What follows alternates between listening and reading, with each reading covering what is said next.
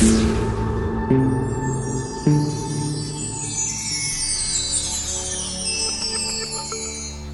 was a terrifying morning. Steve Phillips, one of my dearest friends here in this little town of Port Orford, hired me as a boat builder. He was building the Andrea Marie, named after his daughter, a first salmon fishing boat that he built that was official. I mean, a real, honest to goodness, beautiful boat with a big hull.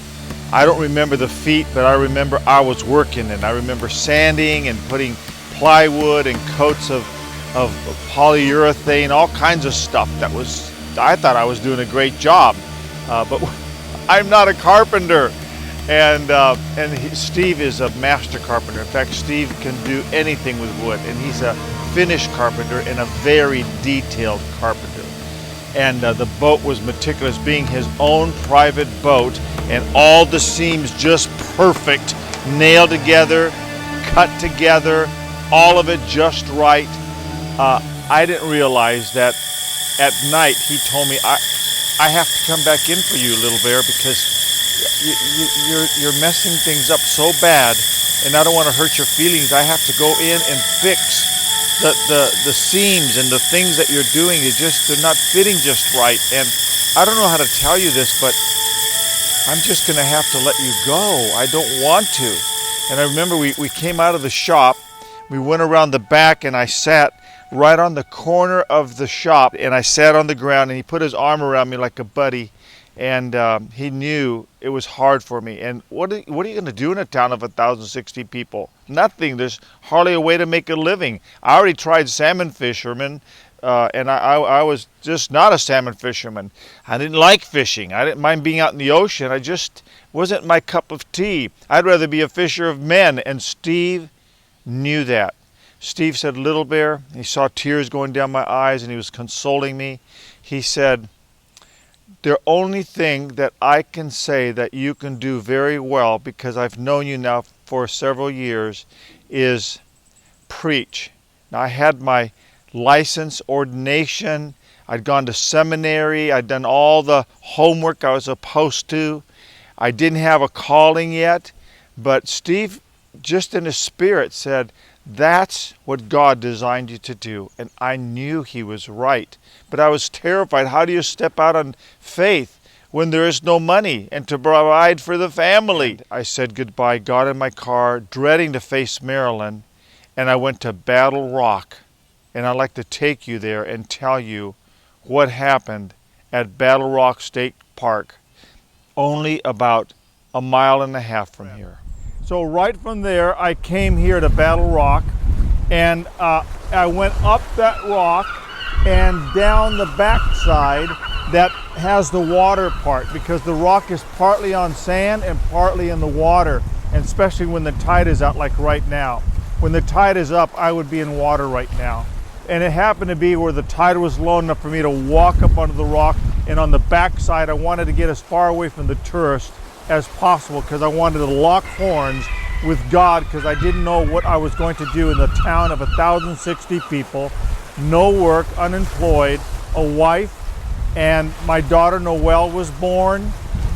Amy was either just born or not even born. I mean, that's the intimacy that was happening in my mind with my wife and my children. What was I going to do at the age of 30? Now, I was licensed and ordained with the Assemblies of God, but I didn't know what to do. And so I had to talk to God. So I just spent very, very intense time with the Lord. Now, when I was in seminary, I asked one of my Bible teachers, Bill Counts, a beloved teacher, and I said, Bill, I want to go into ministry. How will I know when I'm called into ministry? How will I know when it's supposed to be?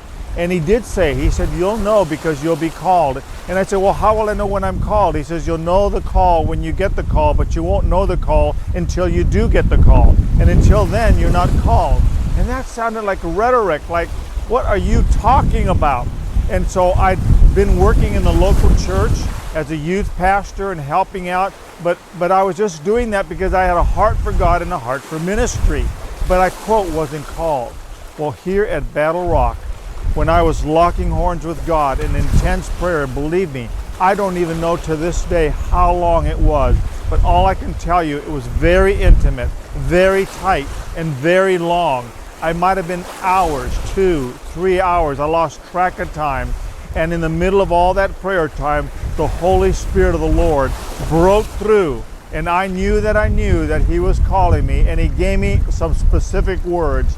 It wasn't an audible word. It was that still small voice that you know it's God speaking to you. And what He said was so significant. He said, I am calling you into full-time ministry. From this day forward, you will never work for man, you will work for me, and I will guide and provide for you. You don't have to stress. I will open doors and give you the opportunity for you to serve me full time. This is your calling.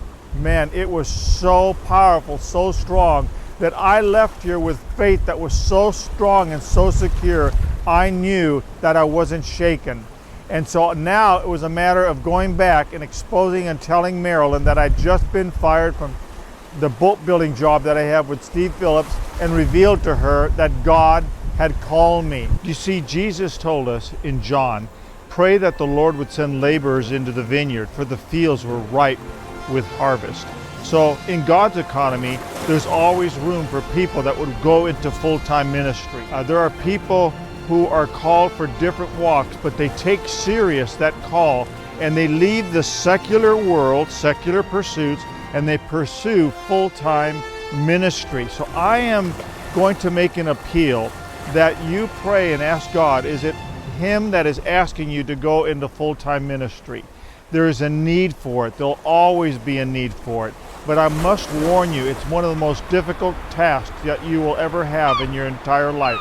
A lot of people think, oh boy, I went to seminary and I just love the thought of being a pastor. I can sit in the pastor's library and read my books and study and prepare for a sermon.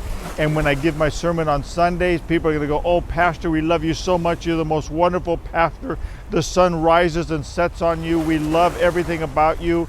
We want to have you over for meals, and on your birthday we're going to make you a pie. And on Pastor Appreciation, we're going to give you a gift certificate for the best restaurant in town, and you can take your wife. And then we're going to give you a sabbatical about every 5 to 10 years, and you can take 2 or 3 months off. And we think this most wonderful thing about the pastorate. Let me tell you, the pastorate, evangelism, missionary work, it's one of the most difficult works that you'll ever have. It's not only a physical work, but more than that, it's an emotional work. It's a work that can drain you and leave you dry.